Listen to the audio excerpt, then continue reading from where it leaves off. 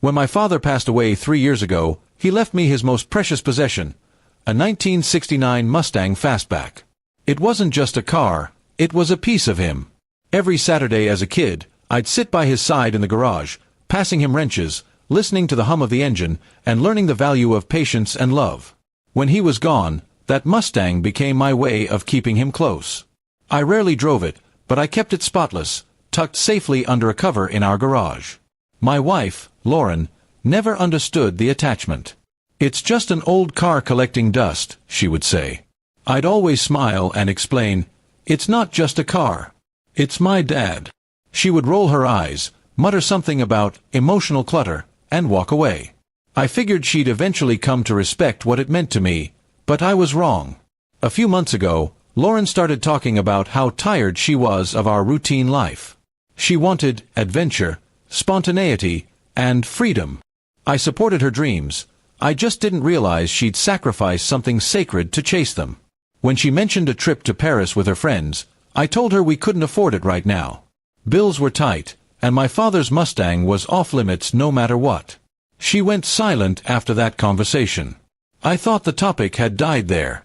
A week later, I came home from work to an empty garage. The Mustang was gone. My heart dropped instantly.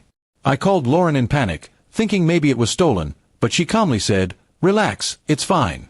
I sold it. We can finally have some fun." I couldn't even form words. My throat went dry, my chest tight. She tried to justify it. "You never even drive the thing. It's just sitting there. I got a great price for it, enough for the Paris trip and maybe some savings." Her tone was proud, like she'd done me a favor. I told her she had no right, that it wasn't just property, it was my father's memory. Her response cut deep. "Your dad is gone, Mark. Maybe it's time you live a little too." I didn't shout.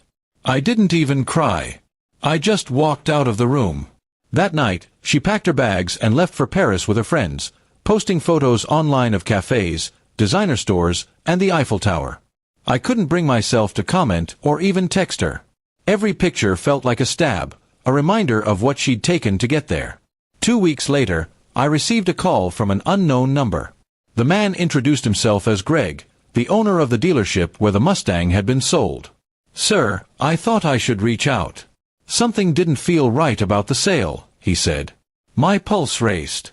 Greg explained that the buyer, a woman named Lauren, claimed to be the sole owner. But during paperwork, he'd noticed the car was registered in my name. He said he tried to verify with her, but she brushed it off, saying I had gifted it to her. Greg continued, "Legally, she couldn't have sold it without your authorization. I held the sale temporarily because I wanted to confirm with you first." My knees nearly gave out. The car wasn't gone yet. I thanked him repeatedly and immediately drove to his lot. There it was, my dad's Mustang, still gleaming under the showroom lights. I walked around it like I was seeing an old friend again. Greg was kind enough to reverse the sale, though it took some paperwork and a few legal discussions. I paid him back the deposit Lauren had received using my savings, but I didn't care. That car was worth every penny. I brought it home the same day, parked it back in the garage, and stood there for hours, running my hands along the smooth paint, whispering a quiet, "Welcome home, Dad." When Lauren returned from Paris, she was full of stories and laughter, until she saw the Mustang sitting right where it had always been. Her smile vanished. "You got it back?" she asked, her voice trembling. "Yes," I replied coldly. "And by the way, Greg called me. The dealer. He said selling a car you don't own is fraud." Her face turned pale. She tried to apologize, to spin it as a misunderstanding, but I was done listening. I told her I couldn't be married to someone who would sell a dead man's memory for a vacation. She said I was overreacting, that I loved a car more than my wife. I quietly told her, "No, I just respect what love stands for, and you don't." Within a month, she moved out. I filed for divorce.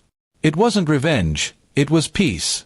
I realized that someone who could trade a lifetime of memories for 2 weeks of pleasure would never understand loyalty or value.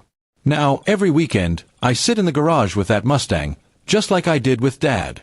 Sometimes, I start the engine, and the familiar rumble fills the air. It reminds me that not everything precious can be replaced or sold. Some things, some people, are meant to stay. Others, like Lauren, were just passing through, teaching me what not to lose again.